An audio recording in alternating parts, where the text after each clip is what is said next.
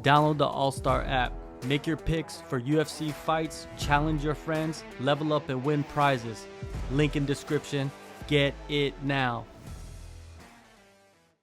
All right, Joey. June 7th, LFA 185. You're back in the LFA cage. How does it feel to be back with the promotion? Good, good. I'm excited. I've fought for them a few times now. This will be my second time as a pro, so excited. Yeah, definitely, man. It's always good to be on a promotion that is being watched by the UFC, right? Oh, for sure. And this will be my first time ever where my fight will be on Fight Pass, so that's huge. Yeah, man. Does that put any extra, you know, any boost turbo into you, like being on Fight Pass and stuff? Yeah, 100%. I mean, obviously you're always putting your all. It's a fight, so you don't want to lose, but like that extra incentive to just perform and to put on a really exciting fight is definitely there because just because the fact that it'll be streamed worldwide.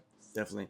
And I'm looking at your pro record. You're 5-1, 5 finishes, five. Yeah, you're 100% finish rate, man. It's incredible. And I was watching some of your highlights as well, and it's like one thing that I see from you and your fighting style is you have really good vision, man. Have you always had that? Because I've met some people that just naturally they can fight because they just have really good vision and they can just sit in the pocket and see things coming.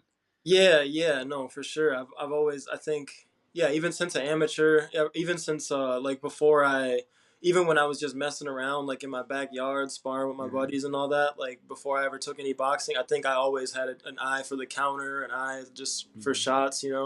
Yeah, so, some people they think they could do it. You know what I mean? They watch like fighting and they're Yeah. like, yeah, I could do that. Some people think, right? And then some people go out there and actually do it without even any training. Growing up, did you have any other friends that were like into fighting that deep, like as you? Not as like committed as me. I had friends, like I was saying, like I had buddies who would come over. They were into fights. We'd watch fights and guys that were down to spar or whatever. But not really. Like I made friends. It was more that I made friends in the sport. Like now I have a lot of friends in the sport, but as far as like I didn't have friends that actually were trying to compete in MMA Mhm. like that. So that was kind of my own thing, I guess, which was cool. Yeah, definitely. And it's like, what is it? Were you just beating everybody's ass in the backyard? Is that what was happening? We had some wars. We had some wars. Me and my boy Devin. No, I All took right. some too. No, it was fun. But it was cool. I think that was what I was like. That made me realize like, no, I definitely want to do this. And then yeah, that was where the interest was sparked. I guess just getting punched for the first time because I wasn't really getting into fights like growing up. So that was kind of my introduction. Now, you're heading into this fight against Tyler Scott, a little bit more experienced than you, but it's nothing. You fought guys more experienced than you before. What do you think of him and the style that he possesses? He's good. He's good. He's exciting. He's coming off, I think, like a 3 or 4 fight win streak. Yeah, no, he's tough. He's really tough, actually. I think that's the biggest takeaway I had watching him is like his toughness. He's not going to give up, which just makes me train harder because push for that. I want to push for that finish always. But no, yeah, I think he's a good striker. He's pretty well rounded. He's not. I wouldn't say he's bad. He doesn't have any glaring weaknesses, but seems like more of a striker, which is good for me. I like that. So yeah, no, good opponent. Do you feel like this is a fight that you need at this moment? The type of opponent, the type of threat that he possesses to show yourself that I'm moving up to the next level. Yeah, yeah, 100%. I mean, the fact he's what 8-3, so yeah, he's got a lot of experience. Probably I'd say my best win yet. So yeah, I mean, I think it'll prove a lot, especially being able to finish him. Like he's never been. I don't think he's ever been finished. Maybe he's been submitted once as an amateur. I can't remember, but never been knocked out. So yeah, if I can do that, I think that would really show a dude who's had like I think he's got close to 20 fights too, if you count his amateur career. So yeah, no, that'd prove a lot, and I think after that, I'd be ready for a big step up. As a pro, you have 5 fights, 5 finishes. Which one do you feel like was the sweetest? Damn, that's tough. That's tough. That's really hard actually. My pro Yeah. debut because my pro debut was a really tough opponent, and who's gone on to do well since the fight. And that I was able to get a first round knockout, so that was cool. Damn. No, I'm gonna go with my second. I'm gonna go with my second versus Dennis Lawrence. That was just cool because it was the myth. There was a little bad blood before the fight, and it was another first round knockout. So yeah, that was my favorite for sure. Second fight.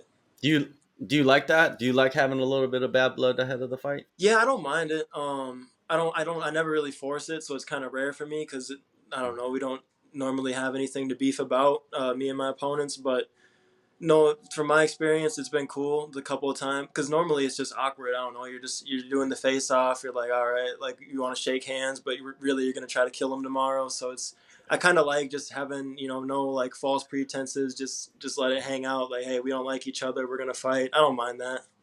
Do you feel like sometimes there is a fake respect for opponents? Yeah, I don't know if it's necessarily fake.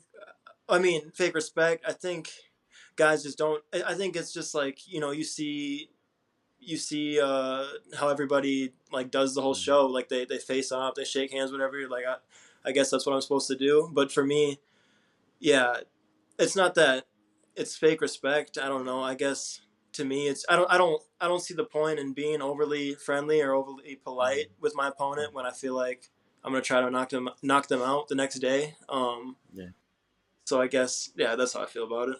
Yeah, yeah. I mean, everybody has a different approach. And what do you think of like what's going on now at the top of the game? In these big promotions, you got guys chirping at each other all the time. It's like nonstop. Yeah, it's entertaining. I like the trash talk. Mhm. And yeah, no, it's cool for me. Honestly, yeah, I think it's good for the sport. I think especially for casual fans, like it's hard. There's so many fighters in the UFC roster. I think having and so many fights. All these there's a card almost every weekend. I think actually having like a storyline, having like a reason to want a guy to win or lose is always good.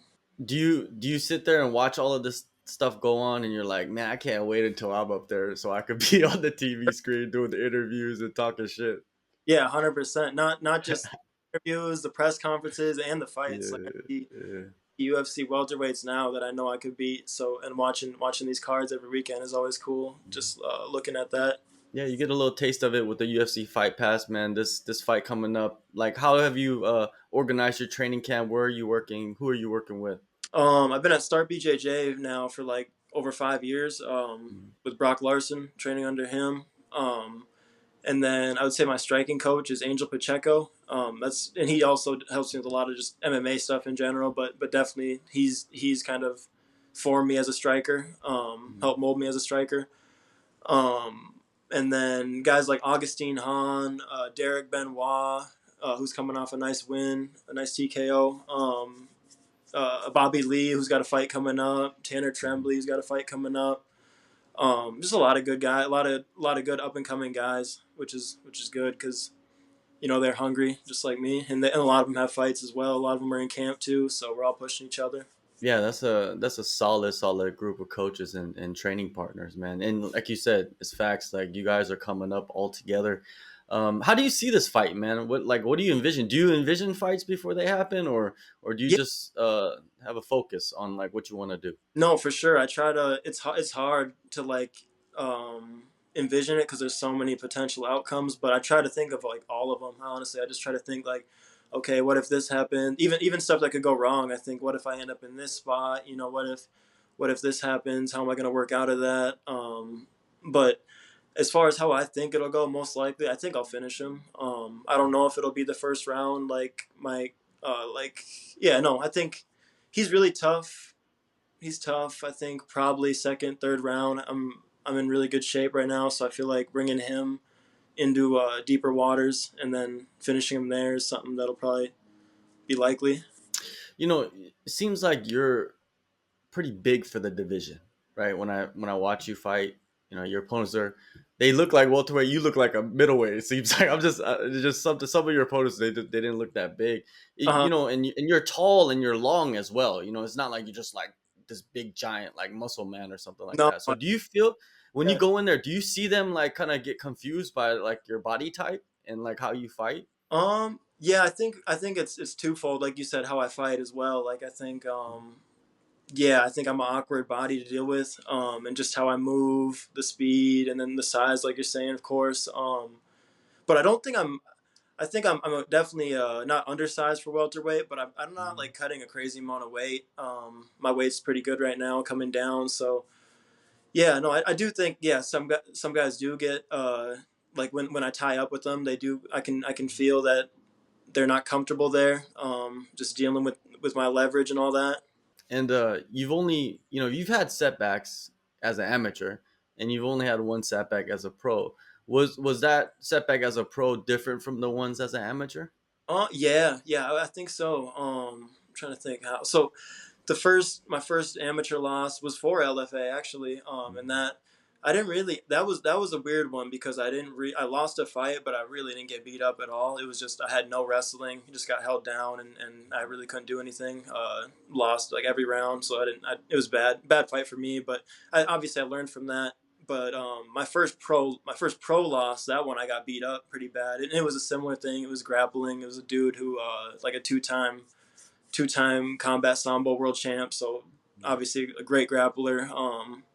But no, yeah, I learned a lot. I learned a lot from that one, and really just about it wasn't all like I mean you always learn technical stuff like I did this wrong, I could have done that, could have worked out of that position, but like the mental side of fighting, the preparation, and just realizing like in the gym, I think like oh if I push just not it's not always technical like just pushing just having the cardio to keep a scramble continuously moving like can be the difference between winning a round and winning a round can win you a fight. So it's just so many small things, you know what I mean, covering all your bases. And coming off that fight, you went in against Jeff Nielsen. Did you feel like different in the first round? Did you feel like, or did you feel the same? Did you kind of overcome all of that? I was nervous for sure, and that was for LFA. Yeah. No, I was nervous coming off the loss. Obviously, you don't want to lose twice in a row, and knowing he's a really good wrestler, Jeff Nielsen, and having just lost to a grappler, I'm like, shit, yeah, I gotta fix this. So this is a big. It was, I was nervous, but it was also like kind of good that it was. I was happy I wasn't just like, okay, I lost to this really good grappler. Let me go hide and fight a striker and just hide from my problems. You know what I mean? I'm glad I was able to like take that on and like and stop his takedowns, and prove that I got way better at grappling. But no, I felt good in the fight, especially once I was stopping his takedowns. I could feel him slowing down, and I really took over. And then yeah, he was tough though. He was a really tough opponent. June 7th, you have a tough opponent in June 7th, LFA 185. Man, I've been hearing a lot about you, Joey. I'm finally glad to be able to speak with you, interview you, and get to know you a little bit. And man, we're going to be seeing you on the big stage. You just got to cut your teeth on the regional scene first, right? That's all it is. Yes, sir. Stay tuned. Yeah, big things are coming this year for sure. I appreciate you having me on.